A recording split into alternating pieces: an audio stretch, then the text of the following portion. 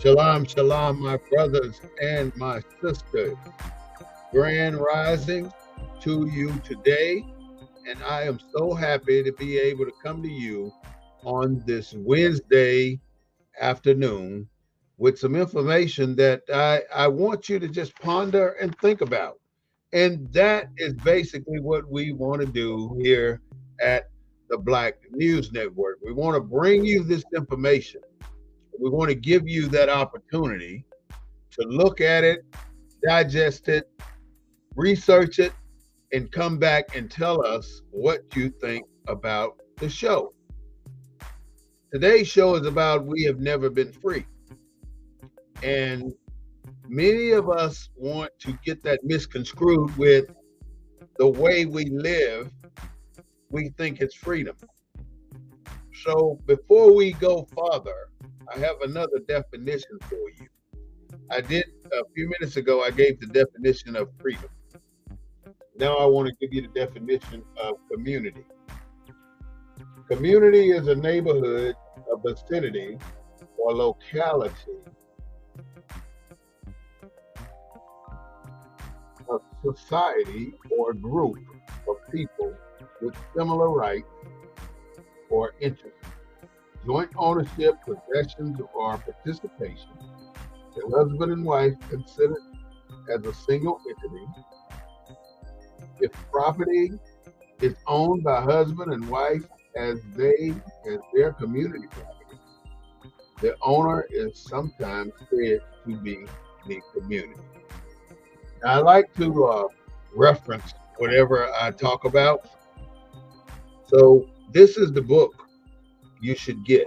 If you don't have this book, I highly recommend you get a Black's Law Dictionary, because the words in this book tell the story.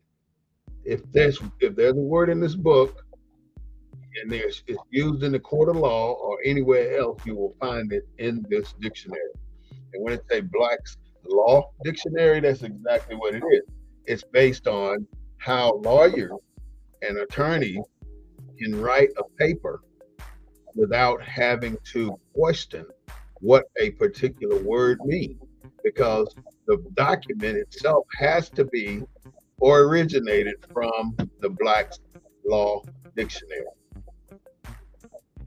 This is the Black News Network, the real voice of Black U.S.A., broadcasting the news from the desk of the Emissary. I am Brother War Smith-Bey, and I will give you what I know from a Black point of view. We don't own the rights to the music, but we do own the right to what we say. So why are we not free? We've never been. But before I go any further, I want to recognize the Can Fishing Club. The founder and CEO, Mr. Kenneth Mills, is sponsoring this show today. So I want to thank Mr. Kenneth Mills for being a sponsor of this Wednesday show. So thank you so much, Ken. We have never been free.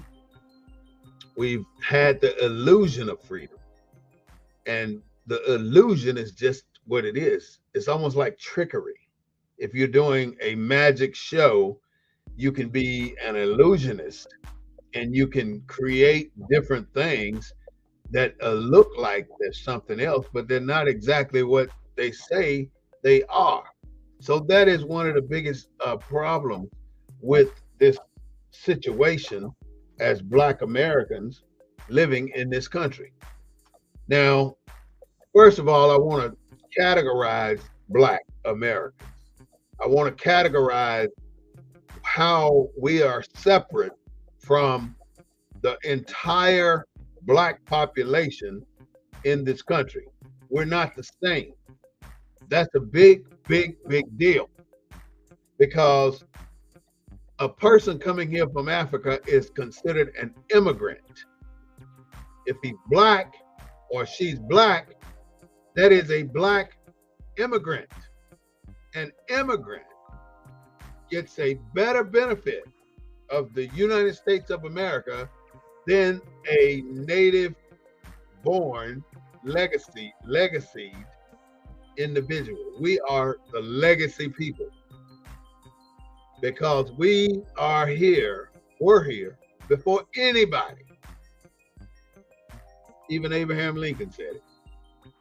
There are 10 million people of dark complexion west of the Appalachian Mountains. What does that mean? We were already here. Looking into the history in the 14th century, Moors were here in this country, but they were beat by the Spaniards, but they didn't go away. They stayed here. We are not free, and we've never been free. The Emancipation Proclamation gave us the illusion of freedom, and it gave us the right of freedom. We were able to leave the plantation only after we were liberated by that slave owner.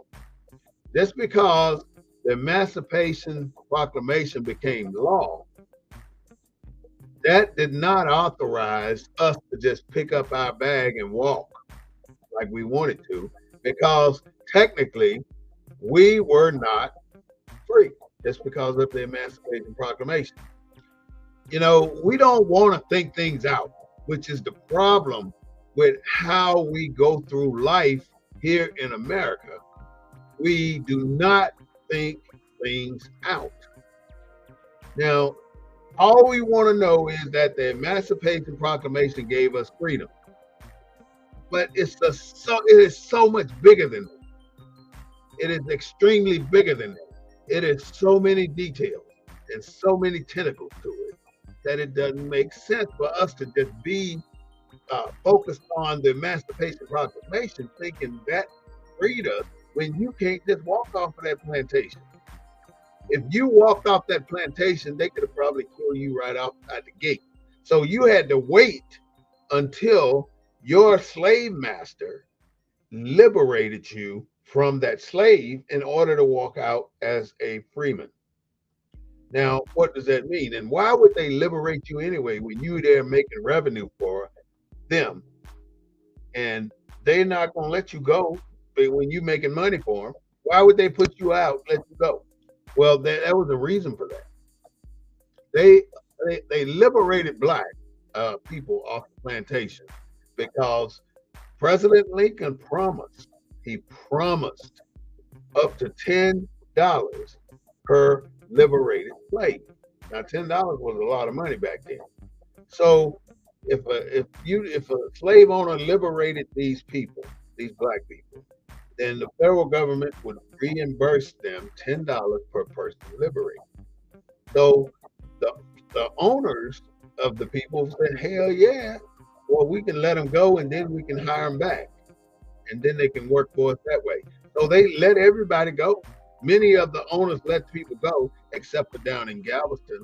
It took another act of Congress for the slave owners down in Galveston, Texas, to release people from Galveston, from the out of slavery down in Galveston. That was a big deal there. The Texas people, the Texas black people, were in slavery 6 months longer than the rest of the country.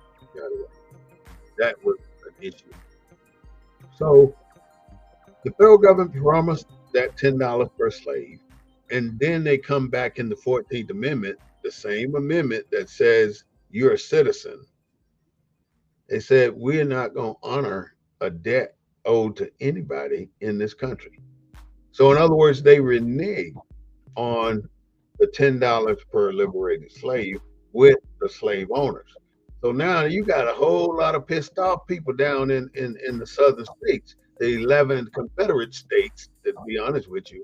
They were mad because the federal government failed to honor the debt that they said they would honor if you liberated the slaves. So now you got black people walking off the plantation. You got the slave owners not getting their money. Now something has to be done. So what do? They decide they're going to create the black codes. Now, and like I say, everything we do is superficial.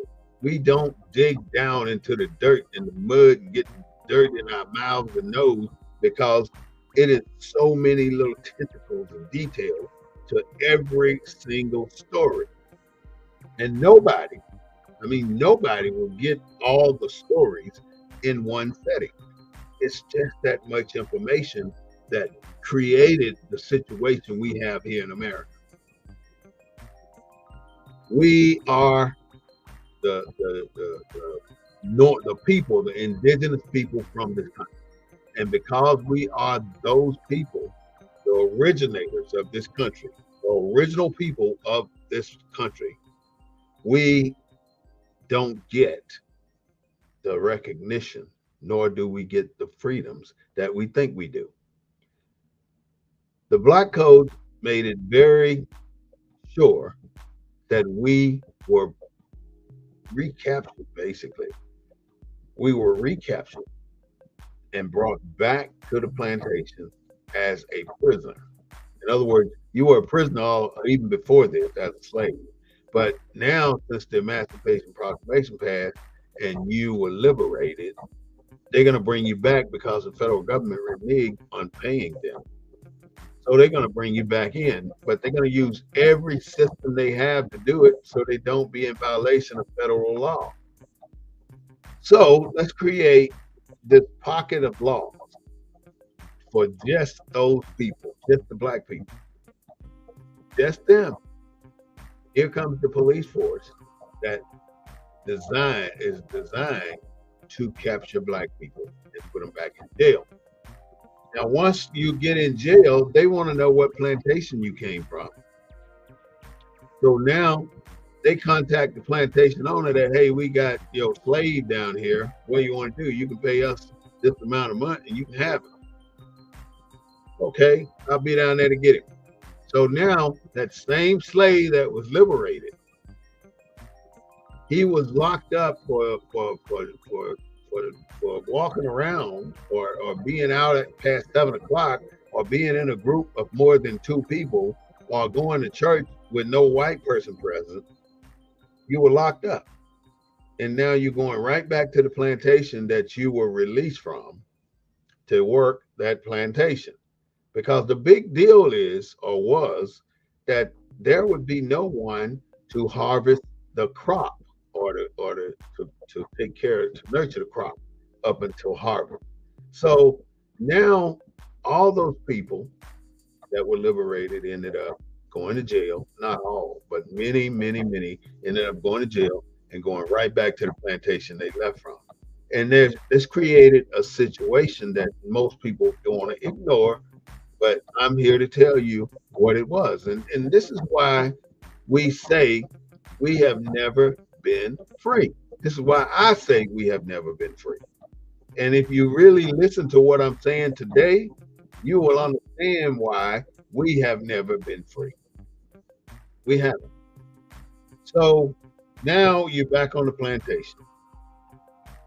The plantation owner can beat you, can kill you. He don't have to clothe you, and he don't have to feed you, because he don't own you right now. You're an employee. So as an employee, you don't get the same benefits you were getting when you belong to the plantation owner. Now you belong to the legal system versus the plantation owner system. If you remain on the plantation and work for that plantation owner, then you were given housing, you were given clothing, you were given all the things to keep you alive and keep you working.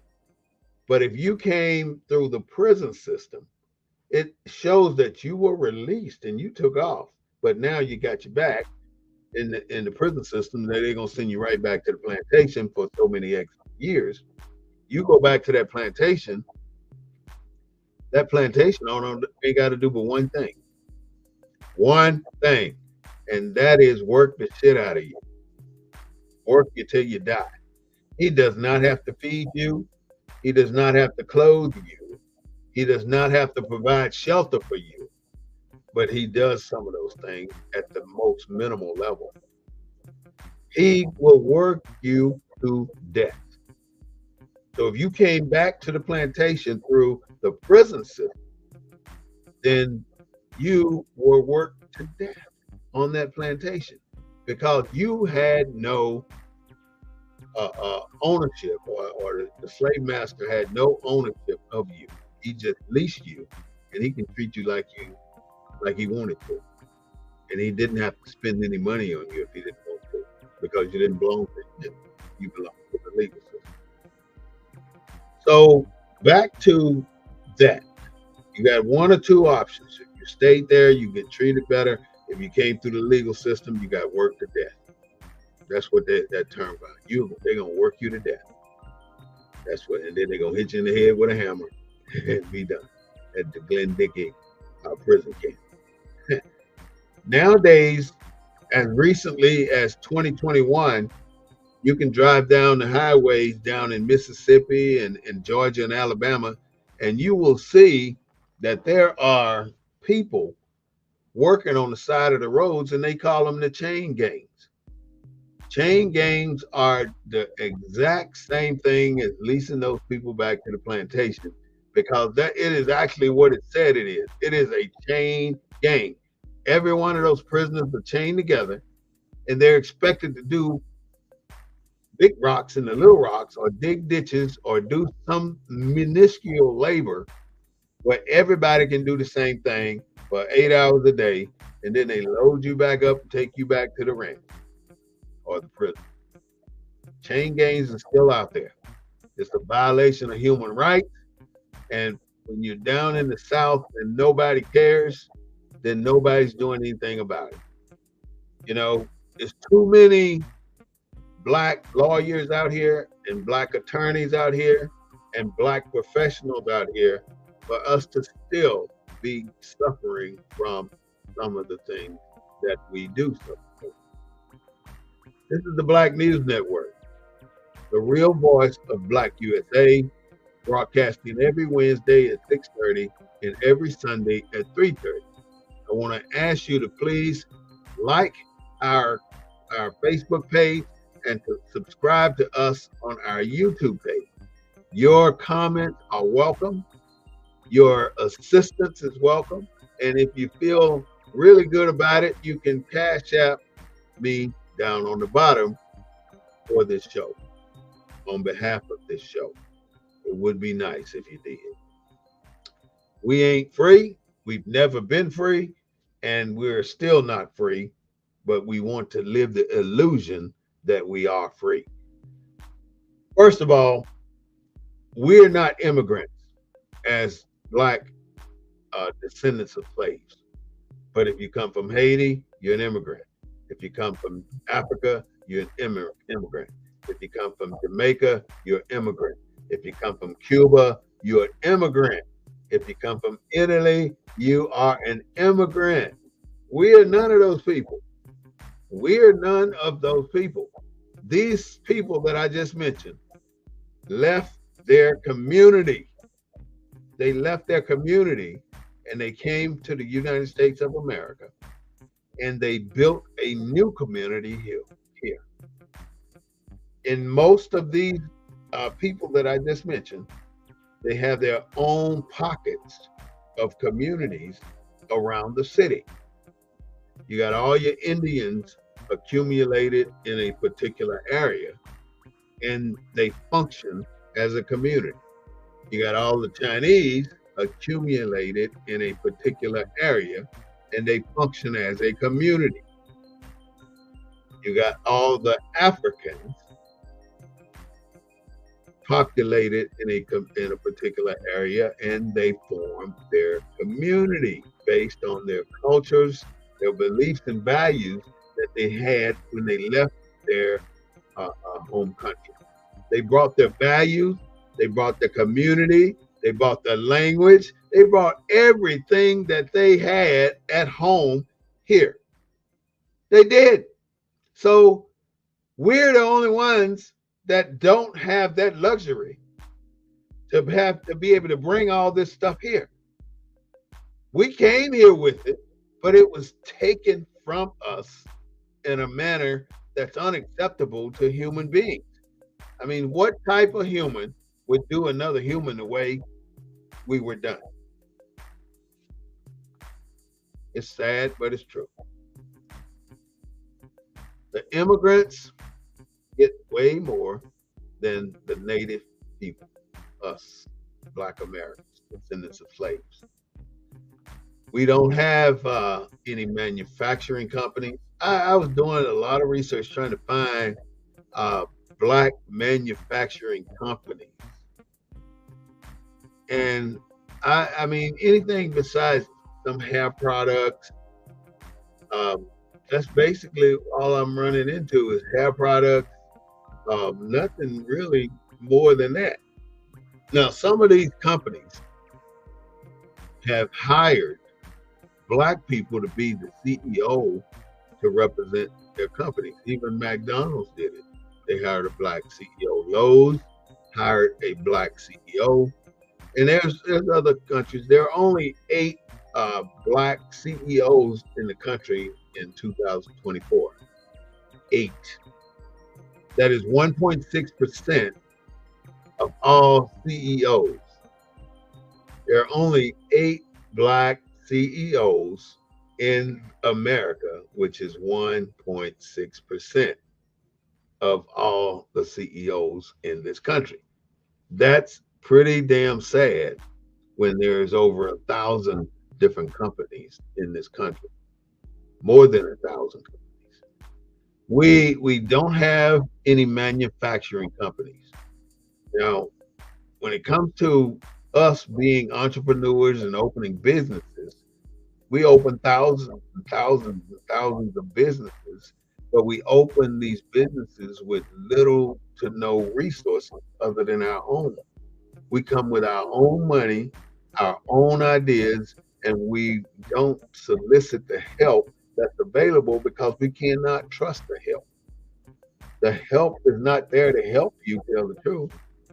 The help is there to figure out what you're trying to do and to let you do it to their ability, not to your ability, to their ability.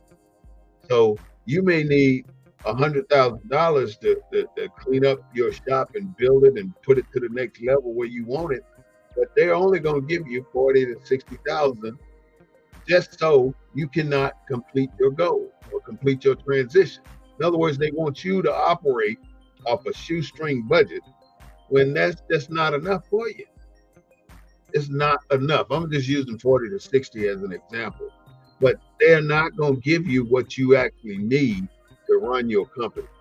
So when that is the case, you have to be innovative, creative, and you got to cut corners.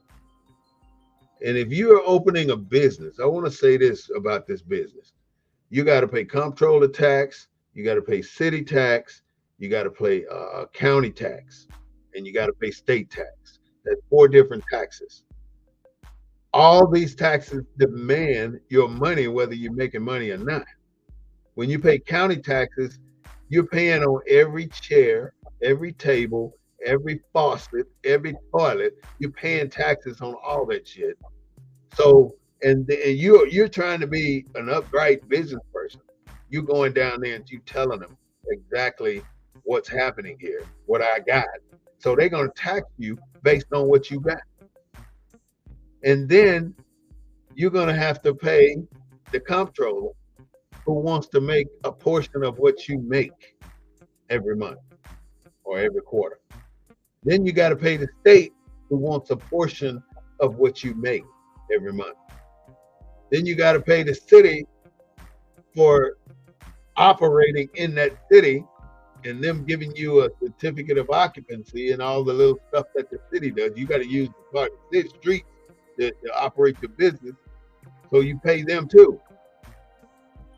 So here's where you draw the line as a business owner. They don't give a damn how much your overhead is.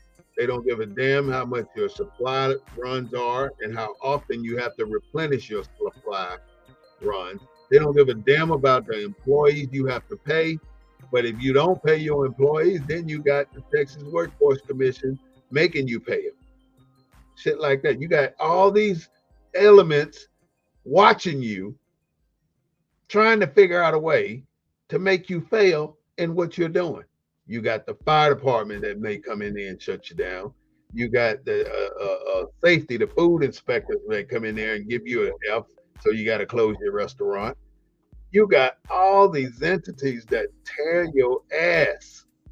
So how do you get around paying all this money to these companies? This is a secret. So when I tell you this, don't tell nobody, because it'll get you in trouble. It will if you tell somebody. Every day you're in business to make money. Every single day. No matter how much you make or how little you make, your money is only worth 50% of what you make. So if you're making $1 a day, you only made 50 cents that day. If you're making $1,000 that day, you only made $500 that day. I hope you know how to read between the lines. But that is the only way you're going to make it, because all these damn taxes will break your ass and you will not have that business long. You'll be paying them more than you making. You won't make shit. That's one way. The second way I'm going to tell you. Every year, or you got to file taxes on your business. You do it separate from your personal taxes. Do not file your business tax under your Social Security number. File your business under your EIN number. Separate. You know, they're going to encourage you, oh, just put it together. It doesn't matter. Do it separate. Because now, well, if you do it together, you're opening up your personal income and your personal life and your personal assets to be taken because they're part of the business. Keep it separate. So when you file at the end of the year on your business, let's say your business made $300,000 this year or last year. You had $125,000 in overhead. When I say overhead, I mean rent, employees, insurance, stuff like that. You spent $125,000 on that. You spent another $75,000 on salary. So you had $200,000. Now you only got $100,000 left. Out of that $100,000 left, you spent another $30,000 on comptroller tax, state tax, county tax, and city tax. So your net income for that particular year is what? $70,000. So when you file that you lost $230,000 and you only made $70,000 for that year, then your loss is so much greater than your profit. That means you're going to get a hell of a lot of money coming back to you. For the first 5 years of your business, your loss should gradually decrease, but it should start out at approximately your first year. Your losses should be at least 2/3 of your gross. Whatever your gross is, 2/3 of that is overhead. You spent it on everything to operate the first year. You know, and this is the type of information you put inside your business plan to get approved. You have to do your first 5-year projection, and you have to keep a balance sheet. And many people don't realize a balance sheet is so simple.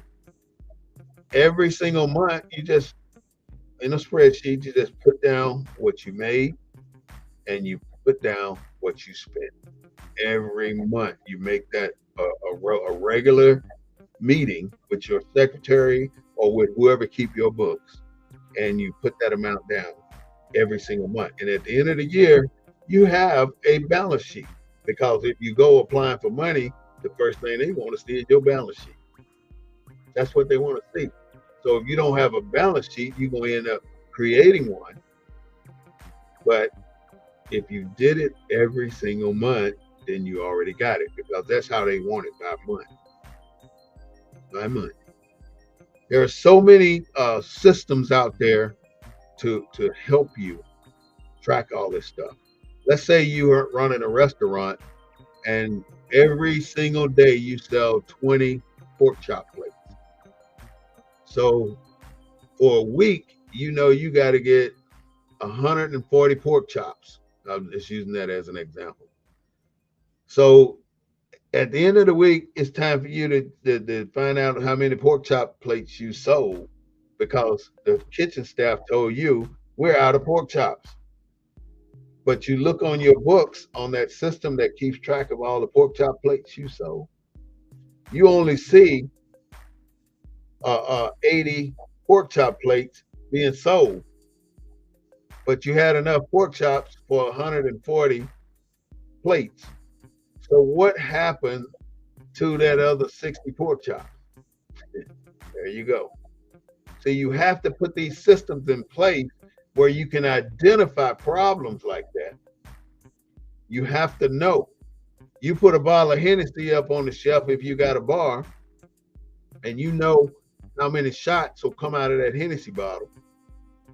And then you look at your records and it shows, oh, I gave them 2 or 3 bottles and I only got 15, 20 shots. Where the hell is my Hennessy going? You know that you're short. Somebody's wasting your damn liquor. That's what's happening. So anyways, I'm telling you about business, but my real topic is we have never been free. Let me get back to the topic. We have never been free because I'm telling you, all these entities got their fingers and tentacles in you. It's like you're walking around with 1,000 ropes stuck to your ass and they're sucking your blood out of you, because every time you move, you got to pay something. You're paying for your damn gas to get to point A to point B. You can't go nowhere without gas. So you're not free to move, because you can't move without the right resources. We are not the manufacturers. And just to let you know, when I ask you who invented or who was the first people to take flight, you're going to say the Wright brothers. But technically, this is what happened. Charles F. Page, P-A-G-E. Charles F. Page in 1906 invented a plane, an airplane.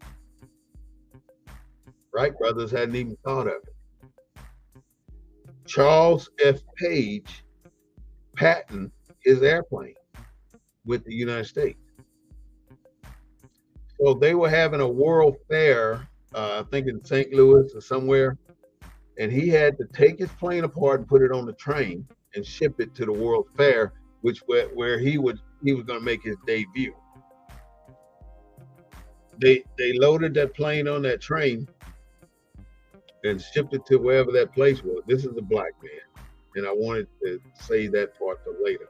This is a black man, Charles F. Page. He invented flight, not the Wright brothers. So that package that Charles F. Page put on the train never made it to the World Fair. It never made it. They hijacked that train to keep him from getting that plane there so he can be the first one to fly. During the World Fair, the Wright brothers flew that plane, their plane, which was an exact replica of Mr. Page's plane. And because he was black in 1906, wasn't a damn thing he could do about it. And so thus goes the story. The Wright brothers are the first people to fly, which is a goddamn lie. Charles F. Page was. And they hijacked the damn train to keep him from getting his airplane to where it's supposed to be. And if you check the patent, you will see that his patent was granted way before the Wright brothers. But nobody wants to talk about that kind of shit. See, the devil's in the detail. All we want to know is that the Wright brothers were the first ones to fly, which is a lie. Where is our culture? In order to have the freedom we want, we have to have a culture and a community. Our people, our descendants of slaves, do not have a culture. Now, many of us want to call ourselves black, which I'm one of them. I call myself black, and sometimes I call myself African American. So if I can sit here and say I'm black, then why can't somebody over there say that I'm green, or I'm blue, or I'm yellow, or I'm purple? I'm a purple American. I'm an orange American. But no, we say we are black American, and we really think that that is so real. We're black American. I think that is so. That is not true. Don't believe it. Immigrants get all these benefits that we never will see, and we talk about reparations. How you gonna give us what you took from us? Give it. You gonna honor us with a gift of something 40 acres and a mule, but you stole all the shit from us to start with, and you're gonna give us our shit back. Leviticus 25:10 tells America that they supposed to have done this already, given our shit back. We have no commerce. We follow the commerce of what Mr. White Man does. I'm sorry to go here, but I gotta go there. We only have entertainment. We only have hair. We do tons of money in hair products and hair. We do tons of money in haircuts at barbershops. We do tons of money for entertainment. And we do tons of money in sports. Those three things are the top three money makers for our people in the United States of America. But those are, I mean, it's a million other different things happening around us that we are not smart enough to I'm not say smart enough. We don't get the support to go into and be there.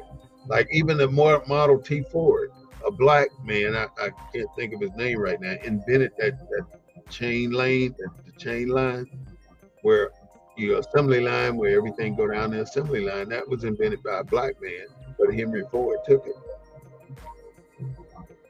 Sports, we dominate. Land, we don't have. Water, we don't have.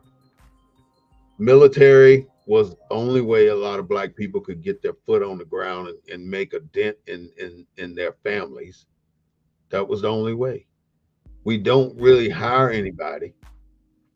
When I say commerce, we have a few black banks, but I'm gonna tell you something. I joined a black bank last year, and I put $50 in that bank to open my account, and after that, I was gonna spend some more money there.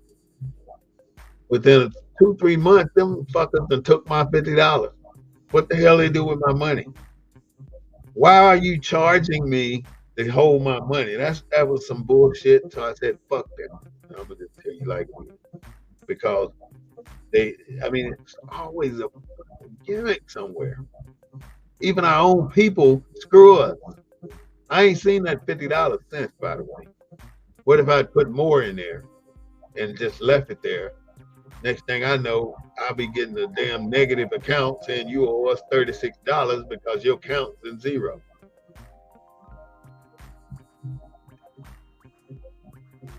We don't have the legal defense that we need here in America. The legal defense is not there to defend us. It is there to defend them, to make sure they don't get in trouble. We don't have houses to sell the way they do.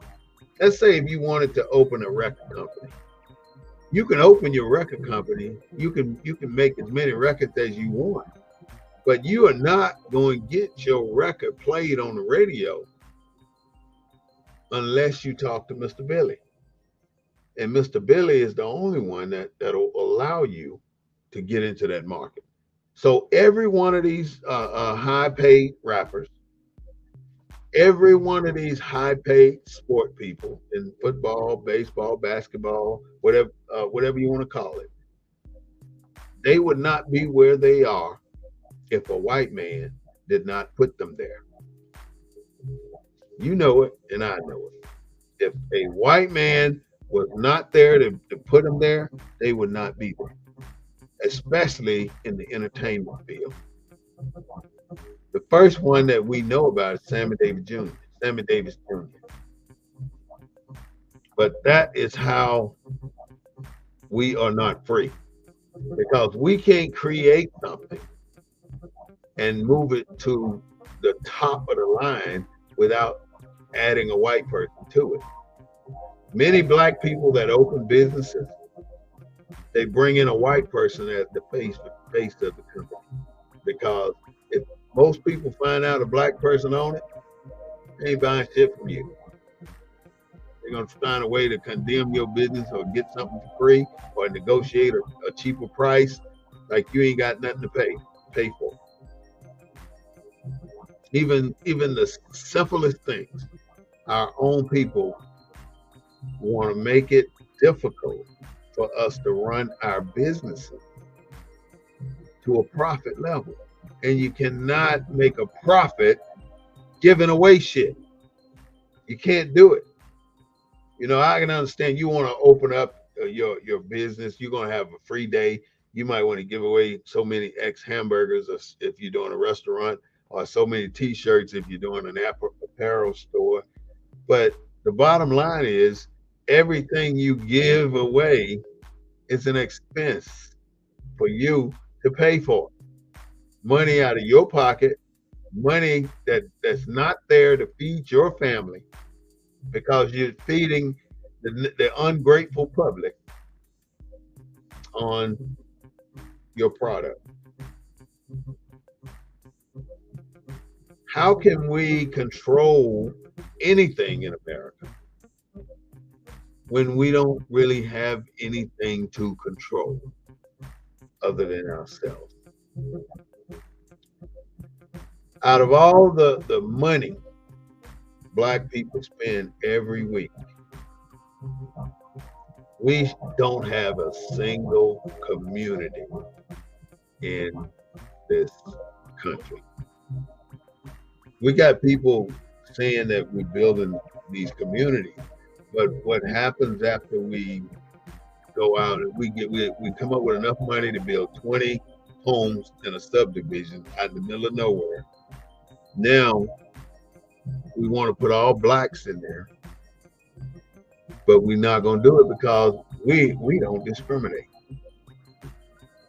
We're so honest and quick to say we're not the ones, we're not going to discriminate. So anybody, whoever qualified, that's who we're going to put in there. And then we're going to say to ourselves internally in our office meeting, well, you know, we got a black one applying right here, and we got a white one applying right here. Who do you think going to pay their rent the quickest? It's that stigma on ourselves, even though you may think, or you may say that the white folks gonna pay, them the motherfuckers that's gonna screw you. Put that black person in there and take a chance. You gotta take a chance. You gotta, because if you're not taking that chance, then you're really not doing your company a service. You're not doing the community a service that you're trying to build. It's not working. Nobody in this country that's black, descendant of slave, has anything that can value us as a community. Nobody.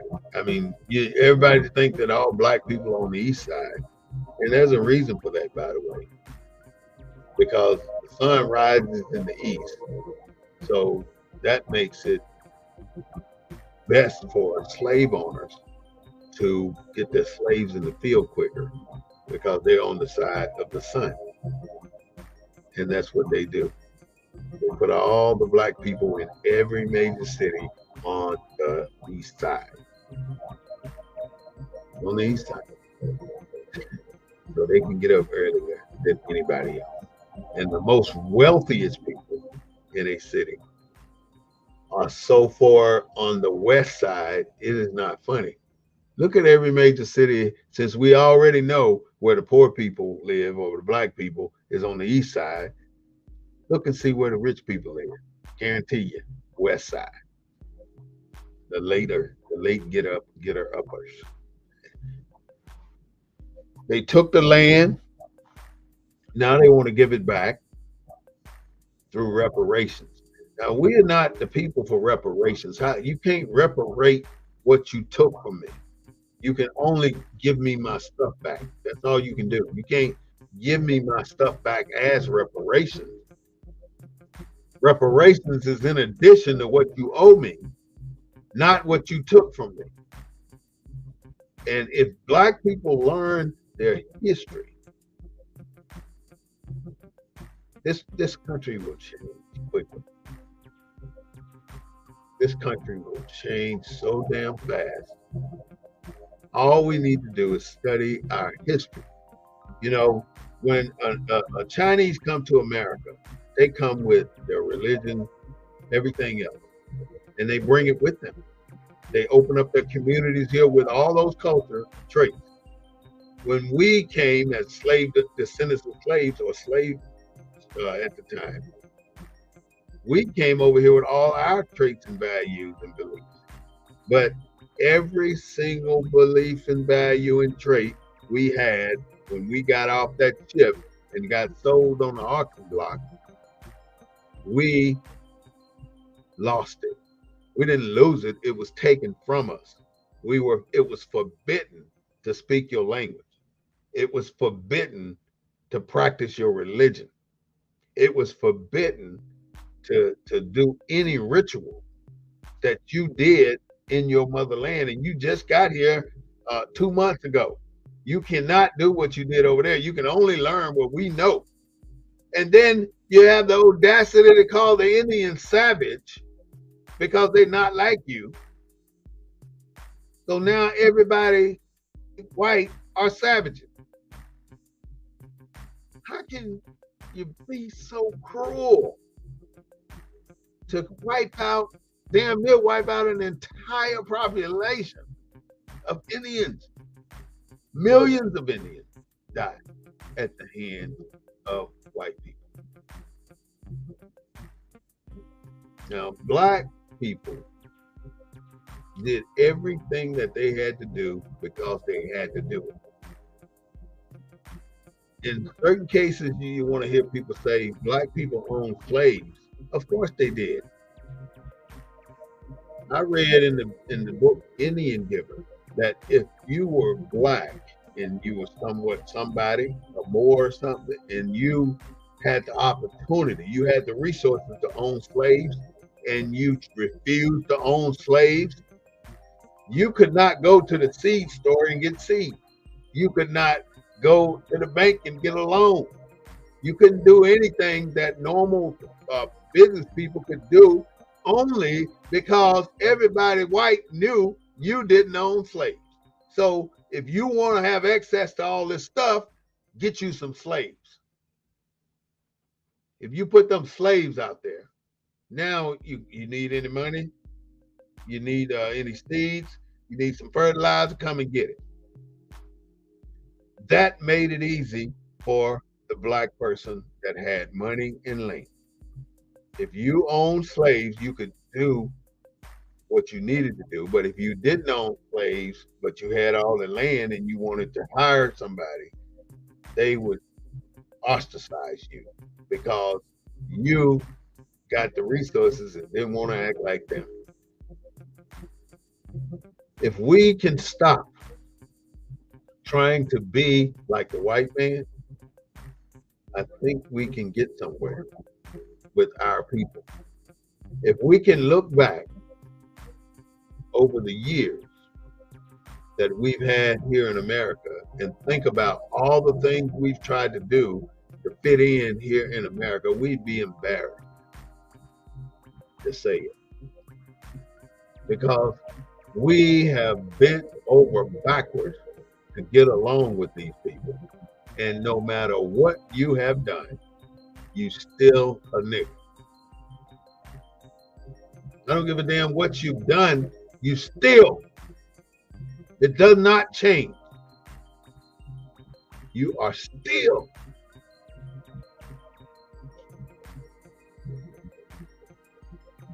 So, because we have tried and tried and tried and tried again to be part of this country, to be a represented entity of this country. But in return, we have been ignored. And not only have we been ignored, if we tried to move forward, we were slapped back down to the beginning so nobody could recognize you. There is no way as many black men and women shot by the police that can happen and nobody think there's a damn problem here. There's a problem here when as many black folks get shot in this country as they do. Why are we shooting all these black people? Why are all these black people in prison for one joint, 10 years? Why?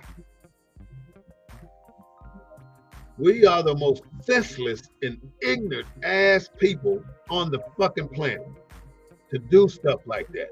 When you find out that you have wronged an individual, which a man is on death row right now, that's innocent, and it's been proven innocent, and the governor won't damn pardon. We're not free. You've been called an uppity nigga before. That's the problem.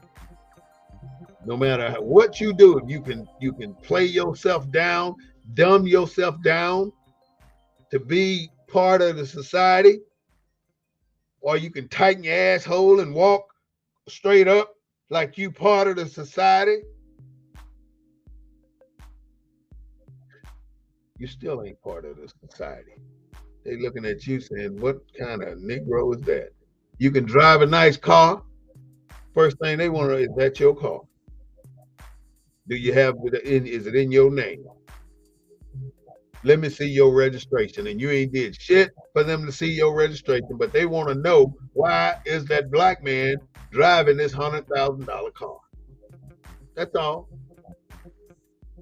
And if they find out that you're driving this $100,000 car and they pull you over, they don't give a damn about you now because you're doing better than they are. So now they're going to bring your ass down. You going to jail. Look how they pulled that, was it a football player, out of his car down in Miami, Florida about 2 weeks ago. Some bullshit. Over some bullshit. He didn't break the law. Why is it that so many of us get caught up in that bullshit?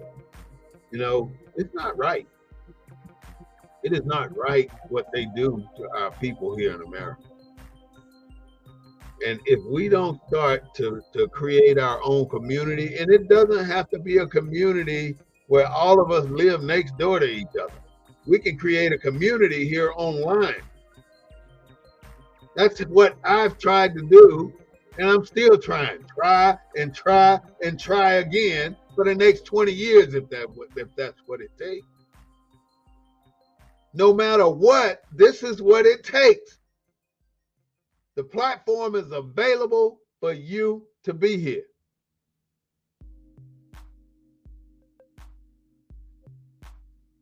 I'm going to continue to do what I do to spread my knowledge for the benefit of you, where you can walk in society as an educated black man. I know you might have your degrees, but there's some underlining things going on here that we are being misdirected on. For instance, Sean Puffy Combs. Don't pay attention to that bullshit. Look at what the people are doing in Washington, D.C. Look at the rules the laws that they're passing. Look at how many schools they're trying to shut down. Look at how they're trying to put the voucher system in place for Pastor Hagee, who's a friend of the governor of Texas. And Pastor Hagee got over 2,000 people in his church going to school age kids. over 2,000 people. Now, what if the voucher system didn't get a pass and each of those 2,000 kids got their vouchers, which means the state is going to pay Hagee per kid whatever it costs to educate a kid for a year, which is about $15,000 to $21,000 per year. So what does that mean if he got over 2,000? That means that the state will be paying him $4-5 million a year for all those children to go to school. Probably way more than that. I'm just being conservative because I didn't do the math. That is a big deal. There's three things people got to consider when it comes to this voucher system for school thing. You got to look at four things. You got to look at private schools. You got to look at charter schools. You got to look at public schools. And you got to look at voucher schools. 4 different things. What will our in the know people do when you don't know that these 4 things can make or break your children? Parents, you need to know that you got all these choices on the ballot this year. And if you pick the wrong one, you're going to suffer. Because if you do that voucher system, for instance, first of all, the voucher system is not going to pay the complete tuition for that child for that year. So where do you think that money is going to come from? It's going to come from out of your pocket. That's for the voucher system. If you ain't got money, you better not vote for it, because your ass going to go broker paying them vouchers. And if you don't pay, then you're going to get charged by the state and brought to court because you ain't educating your child. Then you got the public school system, the ones with the SROs, the security resource officers that's beating the shit out of our kids. In the public school system, out of every 10 kids that create an issue at the school, let's say 5 black and 5 white, 5 black suspended, 5 white on detention. They do not administer punishment fairly in public schools. You got too many black kids going to alternative schools and too many black kids getting expelled from school for the same thing they send the white boy to counseling for. But the black kid got to go home. That's public school. Private school admits who the hell they want to admit. If they don't want to admit you, ain't shit you can do about it. So now you got to go somewhere else. They don't want you there. You ain't got it. They won't let it. Ain't nothing you can do to get your kid there if they don't want you there. It's so sad that this is the level of disrespect that we're going into in 2024. How can we do the things we do and make this country survive and get better than it is now? We damn sure can't get better fucking shit up every time we turn around, and that's what we've been doing since Barack Obama put in Obamacare and gay lesbian rights.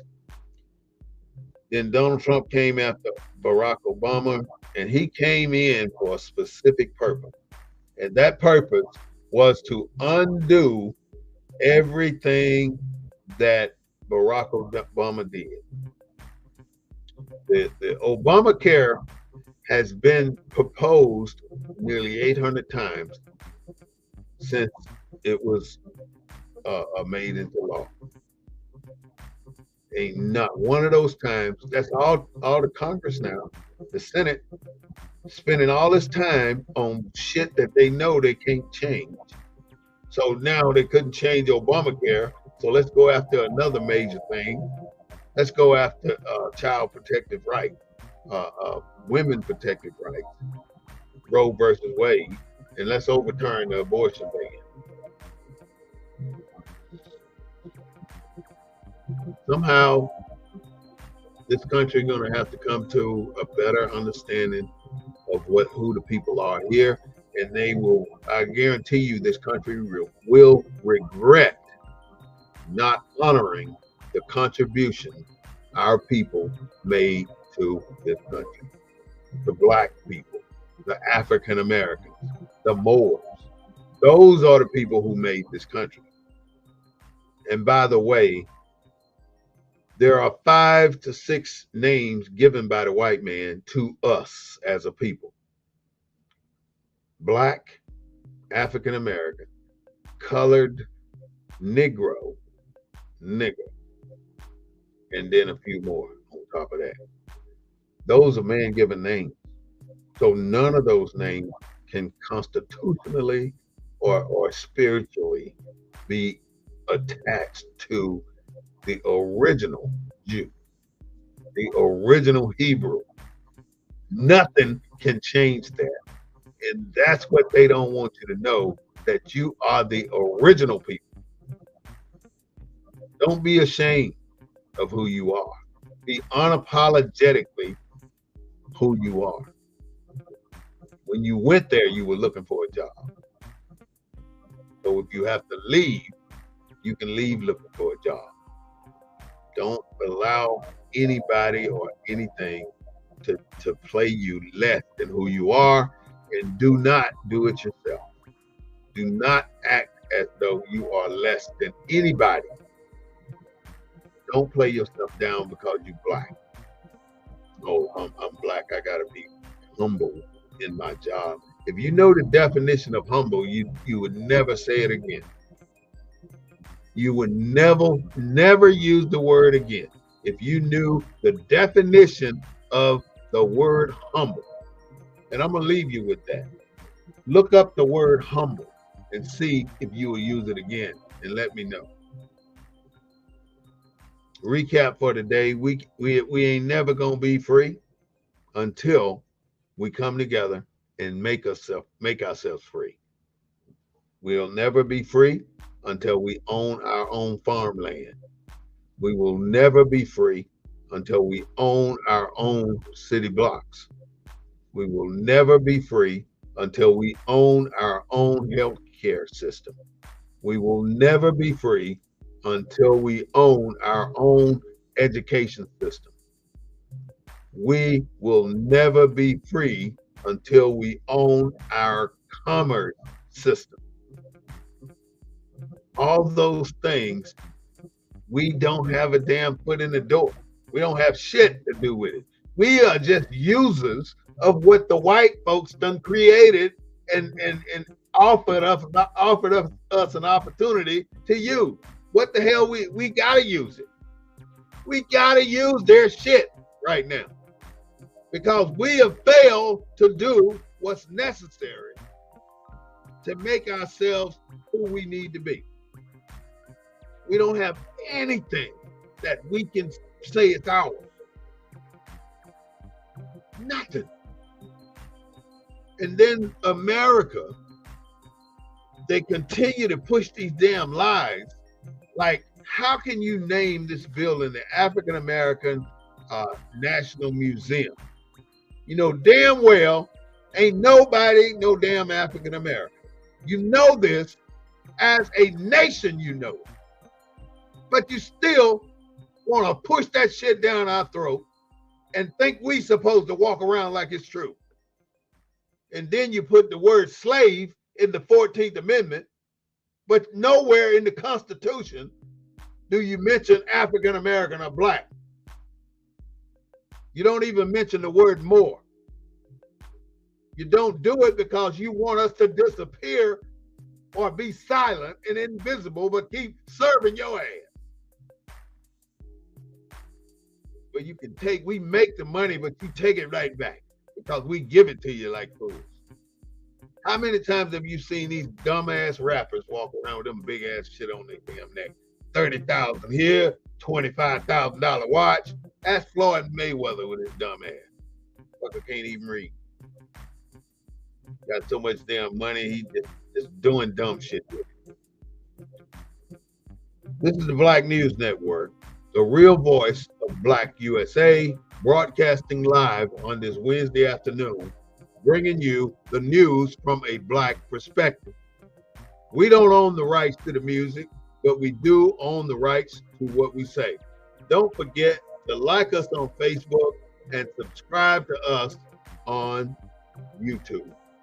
Your patronage, your attendance is so greatly appreciated, and I want to thank you for being a part of the show today. I'm going to go about one another minute and let the music play. Have a nice day.